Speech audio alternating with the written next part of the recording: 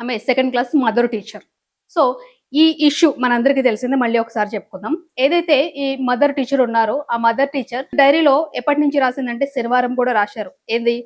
Read kalma అని చెప్పేసి. ఆ తర్వాత అది స్ట్రైక్ చేసిన తర్వాత మళ్ళీ బుధవారం అంటే 15వ తారీఖున మళ్ళీ రాసింది. సో, ఆ డైరీలో ఆ ఇష్యూ చూసిన తర్వాత ఆ పేరెంట్స్ వచ్చి ఆ టీచర్‌ని అడగడము. I have recorded what you are telling right now. It is mandatory and it is, wait, let me talk. And it is mandatory on every children's book. Then you should also write that Bhagavad Gita is mandatory. Wait, excuse me. पहले भी लिखा था. Strike off क्या है? Previous paper में. I am not going to leave this. నేను మొత్తం ఇదే కిస్సా. It is not mandatory for. It is not mandatory for us. Get every diary, each and every diary. Yes. Anything like that? No. Actually, teacher. రాయడమే తప్పు. రాయొద్దు. ఎందుకు రాస్తారు? ఎందుకు రాస్తారు? By mistake ఎట్లా రాస్తారు? బుర్ర ఉండి కావాలని బై మిస్టేక్ ఎట్లా రాస్తారు? మొత్తం అంతా చేశారు. తర్వాత ఆ టీచర్ ని ఆ స్కూల్ అనేది పర్మనెంట్ గా టర్మినేట్ చేసింది. డిస్మిస్ కాదండి, టర్మినేట్ చేసింది. అంటే ఇక ఎప్పుడు కూడా ఫ్యూచర్ లో ఎప్పుడు కూడా సక్సెస్ఫుల్ ఎడ్యుకేషన్స్ ఉన్నాయో ఆ దేనిలో కూడా ఈ టీచర్ అనేవాళ్ళు జాయిన్ అవ్వకూడదు అని చెప్పేసి ఒక లెటర్ అనేది రిలీజ్ చేశారు. బానే ఉంది, ఇక్కడ వరకు బానే ఉంది. దీని తర్వాత ఏంటిదంటే ఈ ఎవరైతే పేరెంట్స్ ఉన్నారో, ఈ బాధిత బాలుడు పేరెంట్స్ ఉన్నారో ఆ పేరెంట్స్ వాళ్ళు పెట్టిన కేసును ఉపసంహరించుకున్నారో అని తెలుస్తుంది అనమాట. అంటే మేము ఇంకా ఈ ఇష్యూ మీద ఏం మాట్లాడము, ఎందుకంటే మా ప్రాబ్లం సాల్వ్ అయిపోయింది కాబట్టి అని చెప్పారు. బట్ కొంతమంది హిందూ సంఘాలు మాత్రం ఈ విషయాన్ని ఇంకా ముందుకు తీసుకెళ్తున్నాయి. ఒక లాయర్ కరుణాసాగర్ అనే వ్యక్తి తను ఇండివిడ్యువల్ గా కేసు పెట్టాడు అన్నట్టు. సో ఇదంతా పక్కన జరుగుతుంటే ఒకసారి మనం ఈ విషయం మాట్లాడుకుందామండి. అసలు స్కూల్స్ లోను మతపరమైన అంశాలను బోధించవచ్చా అని చెప్పేసి మీకు స్కూల్ ఎడ్యుకేషన్ కమిటీ ఏదైనా చెప్పిందా అండి? మినిస్ట్రీ ఏమైనా చెప్పిందా? ఏ మతానికి సంబంధించిన భగవద్గీత, బైబిలా, ఖురానా దీనికి సంబంధించి అసలు మీరు స్కూల్లో చెప్పాల్సిన నెసెసిటీ ఏంటి? ఎస్పెషల్ ఆ టీచర్ ఏమంటుందంటే మిగతా 24 పిల్లలు 23 పిల్లలు ముస్లిమ్స్, వాళ్ళతో పాటు ఈ బాబు ఉన్నాడు, వాళ్ళ డైరీలో రాసింది బై మిస్టేక్ ఇక్కడ రాసింది అని అంటున్నారు. ఓకే, ఆ మిస్టేక్ ని పక్కన పెడితే అసలు పిల్లల స్కూల్ డైరీలో ఒక మతానికి సంబంధించి ఇది చదువు అని రాయాల్సిన నెసెసిటీ ఏంటి? స్కూల్ డైరీలో ఏం రాస్తారండి? ఆ స్కూల్ పిల్లలకి పాఠాలు ఏమున్నాయి? సైన్సా, తెలుగా, ఏంటి? ఆ రోజు ఏం చదవాలి, హోంవర్క్ ఏంటిదని ఆ టీచర్స్ ఏం చెప్పారో దానికి సంబంధించిన హోంవర్క్ ఇస్తారు. అంతే తప్ప ఎక్కడో నువ్వు ఇంట్లో చదువుకునే ఖురాన్ని తీసుకొచ్చి ఈ కల్మాని ఫారాను తీసుకొచ్చి దీనిలో యాడ్ చేయడం ఏంటండి?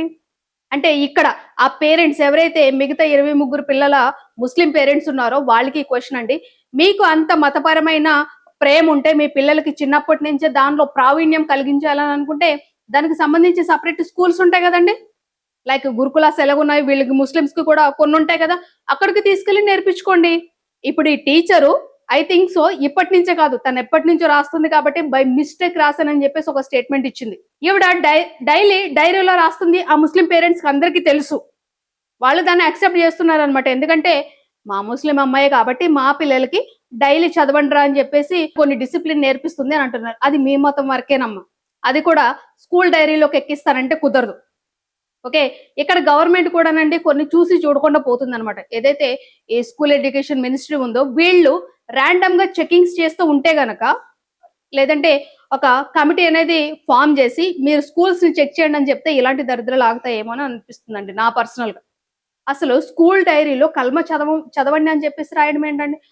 లాస్ట్ టైం ఏంటిదంటే జస్ట్ ఆ స్కూల్లో ఉర్దూ అక్షరాలు నేర్పించడానికి అంత రచ్చరచ్చైంది. అక్కడ కల్మ చదవమని ఏం చెప్పలేదు, జస్ట్ అక్షరాలు రాయించడానికే, అది కూడా వాళ్ళ పేరెంట్స్ చెప్పారని చెప్పేసి చెప్పింది ఆ టీచర్.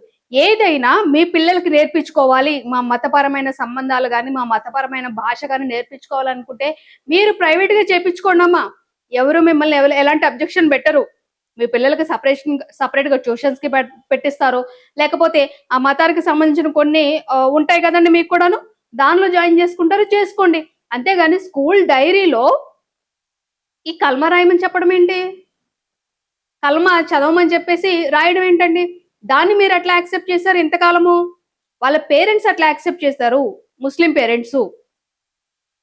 అంటే అక్కడ చెప్తున్నది మా టీచరే, ఇక్కడ వింటున్నది మా పిల్లలే కదా అని చెప్పేసి వదిలేశారండి మీరు. అదే చెప్తున్నాను కదా, ఇప్పటి వరకు గుళ్ళల్లోను, మసీదుల్లోను, చర్చిల్లోను కొట్టుకున్నాము. ఇప్పుడు మన దరిద్రాన్ని మన పిల్లల మెదడులో కూడా ఎక్కిచ్చేద్దాం మనం. ఇది ఎంతవరకు కరెక్ట్ అమ్మా? ఇది ఎంతవరకు కరెక్ట్? ఇంకా ఆ టీచర్ బై మిస్టేక్ అని చెప్పేసి అంత ధైర్యంగా చెప్తుందంటే ఇంతకు ముందు నేను చెప్పినట్టు ఖచ్చితంగా ఆవిడకి ఏంటిదంటే వాళ్ళ పేరెంట్స్ నుంచి సపోర్ట్ ఉంది. ఎవరైతే మిగతా పిల్లలు ఉన్నారో వాళ్ళ పేరెంట్స్ నుంచి సపోర్ట్ ఉంది కాబట్టి ఇట్లా మాట్లాడుతుందేమో. స్కూల్ డైరీలో స్కూల్ కి సంబంధించిన సబ్జెక్ట్స్ గురించి రాయాలి వాళ్ళకి. ఏం హోంవర్క్ ఇచ్చారో ఏంటో, అంతేగాని ఇష్టం వచ్చింది రాసేసుకుంటామంటే ఇప్పుడు దీని మీద గొడవ జరుగుతుంది అనమాట. ఇంకా జరుగుతుంది ఆల్రెడీ. మళ్ళీ ఏమంటారంటే సారీ చెప్పింది కదా అని అంటే అసలు రాసింది తప్ప కాదా? రాయాల్సిన నెసెసిటీ ఏంటండి అసలు? ఇప్పుడు మళ్ళీ కొట్టేసుకుంటారు అనమాట. ఎవరికో ఏదో ఒక ఇష్యూ దొరుకుతుంది కాబట్టి వీళ్ళు వాళ్ళ మీద అంటారు, వాళ్ళు వీళ్ళ మీద అంటారు. ఇదే ఫ్యాషన్ అయిపోయింది ఒకటి. బుద్ధి అనేది అనిపించదు మీకు. అరే పక్క మత ఓడు మమ్మల్ని పొద్దుట్లేస్తే మమ్మల్ని ఇలా తిడుతున్నాడు, మాలో ఏమన్నా తప్పు ఉందేమో, మేమేమన్నా సరిదిద్దుకుందాం అనేది ఏమి ఉండొద్దు మనకి. ఇంకా ఇలాంటి పనులన్నీ చేద్దాం అనమాట. స్కూల్లో మతానికి సంబంధించినవి బోధించకూడదు, చెప్పకూడదని మినిమం కామన్ సెన్స్ లేదా అండి?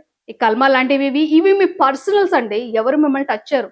ఇవి మీ పర్సనల్స్. మీ ఇళ్లలో చదువుకుంటారు, ఎక్కడ చదువుకుంటారు చదువుకోండి. అంతేగాని డైరీలో రాయడం ఏంటండి? డైరీలో రాయడం ఏంటి? సరే ఆమెనైతే తీసేశారు, ఎంటైర్ ఇన్స్టిట్యూషన్ నుంచే తీసేశారు. బట్ ఇలాంటివి జరగకుండా అలాంటివి ఆపేయడానికి గవర్నమెంట్ అనేది ఒక కమిటీ వేస్తే బాగుంటుందండి. లేదంటే ఎవరైతే ఈ హిందూ సంఘాల వాళ్ళు ఉన్నారో వాళ్ళు ఇలాగా దాడులు చేస్తానే ఉంటారు.